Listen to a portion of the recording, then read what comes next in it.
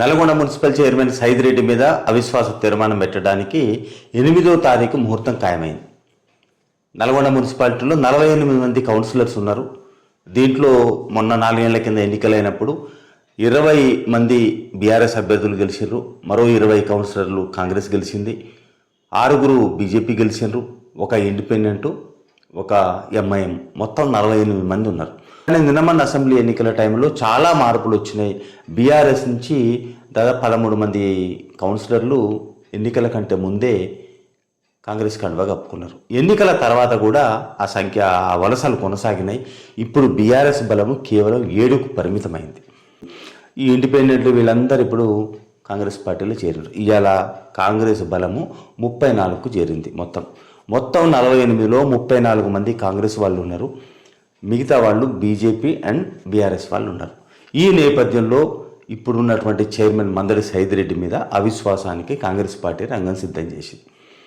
ఇది బలం ఉన్నది కాబట్టి మామూలుగానే జరిగిపోవడానికి అవకాశం ఉంది. కానీ ఈ నల్గొండలో మన ఓడిపోయిన ఎమ్మెల్యే భూపాల్ రెడ్డి సిగ్గుపోయిందాక సిగమూగే ప్రయత్నాలు చేస్తున్నాడు. ఇంకా ఏదో విప్పు చట్టాలను ఉపయోగించి విప్పును అడ్డం పెట్టి తన శిష్యుని చైర్మన్ పదవి కాపాడడానికి శతవిధాల ప్రయత్నం చేస్తుండు. ఆయన కోర్టు దాకా పోయిండు, ఏదేదో ఆపే ప్రయత్నం చేసిండు, అది కుదరలేదు. రేపు 8 నాడు అవిశ్వాసం ఉంటే కోర్టు ఏదో 23 నాడు వాయిదా వేసింది. సో ఇప్పుడు కోర్టు వల్ల ఆగే పరిస్థితి లేదు. ఇంకేం చేయాలని కొన్ని సలహాలు తీసుకొని విప్ ఏదో జారీ చేసిండు. ఆ విప్పు వల్ల ఇది ఆగే పరిస్థితి లేదు. ఎందుకంటే బీఆర్ఎస్ అభ్యర్థులు, బీఆర్ఎస్ కౌన్సిలర్లు మొత్తం కాంగ్రెస్ పార్టీకి పోయిన తర్వాత అధికారంలో ఉన్నటువంటి కాంగ్రెస్ పార్టీని అడ్డుకోవడం అనేది ఎవరి తరము కాదు. ఎందుకంటే ఇంకొకటి ఏంటంటే బీఆర్ఎస్ పార్టీకి ఆ నైతిక విలువలు కూడా లేవు. గొర్రెలను కొన్నారు. ఇంతకుముందు కేసీఆర్ ఎమ్మెల్యేలను 2014లో అదే పని చేసిండు, 2018లో అదే పని చేసిండు. వాళ్ళకు సంఖ్యాబలం కంటే ఎక్కువ, నా మ్యాజిక్ ఫిగర్ కంటే ఎక్కువ ఉన్నా కానీ 100 సంఖ్యను చేసుకున్నాడు. మొన్న 2018 ఎన్నికల తర్వాత మొన్న ఓడిపోయేంత వరకు అయితే 104 మంది ఎమ్మెల్యేల వరకు చేర్చుకుంటూనే పోయిండు. అంటే వీళ్ళకి ఏ నైతిక విలువలు అడ్డు రాలేదు. పక్క పార్టీలను చేర్చుకోవడము, పక్క పార్టీలను చీల్చడము, ఇదేవి అడ్డు రాలేదు. కానీ ఇక్కడ బీఆర్ఎస్కి మాత్రము చట్టాలు గుర్తొచ్చినాయి, విప్పులు గుర్తొచ్చినాయి, నైతిక విలువలు గుర్తొచ్చినాయి. కానీ ప్రజలు వీటిని పట్టించుకునే పరిస్థితి లేదు. ఎందుకంటే మీకు అధికారంలో ఉన్నప్పుడు మీరు ఏదైతే పనిచేసినారో, ప్రతిపక్షంలో ఉన్నప్పుడు బాధపడ్డటువంటి కాంగ్రెస్ పార్టీ కూడా అధికారంలోకి వచ్చినప్పుడు అక్కడక్కడ ఆ ప్రయోగాలు చేసే అవకాశం ఉంది. ఇది చేయడం కూడా అవసరం. ఎందుకంటే బీఆర్ఎస్కి బుద్ధి రావాలంటే ఇట్లాంటి ప్రయత్నాలు జరగాలనే ఆలోచనలో ప్రజలు ఉన్నారు. కానీ పాపం భూపాల్ రెడ్డికి ఏమో ఇంకా అపజయం జీర్ణం కావట్లేదు. కాకుండా ఇంకేదో విప్పు ప్రయోగం చేస్తా, ఏదో విప్పు చేస్తే పోయినోడు వస్తాడా? ఆల్రెడీ ముఖం మీద దాన్నే ఇప్పుడు దాదాపు 14 మంది కౌన్సిలర్లు పోయి కాంగ్రెస్ పార్టీలో పడ్డ తర్వాత ఈయన విప్పు జారీ చేస్తే వచ్చి ఈయన భయపడి ఈయన కాళ్ళ మీద పడతారా?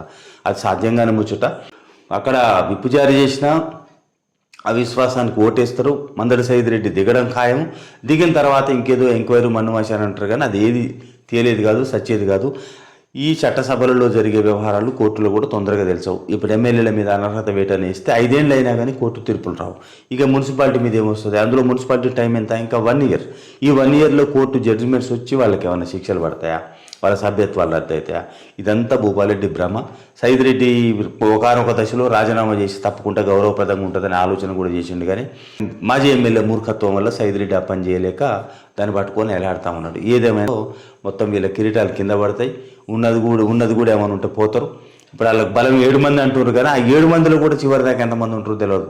నాకు తెలిసి దాంట్లో కూడా 3 మంది మళ్ళీ కాంగ్రెస్కి టచ్లో ఉన్నారు. అవసరం అనుకుంటే మేము కూడా వస్తామని. ఇప్పుడు 2 బీఆర్ఎస్లు మిగులుతారు. 48 మంది కౌన్సిలర్లు ఉన్నారు. 2 ఎక్స్ అఫీషియల్ ఉన్నారు. 2 ఎక్స్ అఫీషియల్ ఇప్పుడు సిట్టింగ్ ఎమ్మెల్యే కోమటిరెడ్డి వెంకరెడ్డి కాంగ్రెస్ పార్టీకే ఉంటాడు. సిపిఎం నర్సిరెడ్డి కూడా అవకాశం వస్తే కాంగ్రెస్ పార్టీకి సపోర్ట్ చేయడానికి ఉన్నాడు. మొత్తం 50 ఓట్లు. 50 ఓట్లలో 3 ఓట్లు కూడా లేని బీఆర్ఎస్ పార్టీ ఆ పదవిని ఎట్లా కాపాడుకోగలుగుతుంది? ఇది $1 మిలియన్ ప్రశ్న. కానీ భూపాల్ రెడ్డికి ఇటువంటి ఎప్పుడూ అర్థం కాదు. ఇంకా 4 సార్లు ఓడిపోయినా కానీ ఇటువంటి అర్థమయ్యే అవకాశం లేదు. ఫైనల్గా చెప్పేది ఏమిటంటే అవిశ్వాస తీర్మానం పెట్టడం ఖాయము, అది నెగ్గడం ఖాయము. మందడి సైదిరెడ్డి దిగిపోవడము ఖాయము. భూపాల్ రెడ్డికి అహంకార భంగం కలగడము ఖాయం.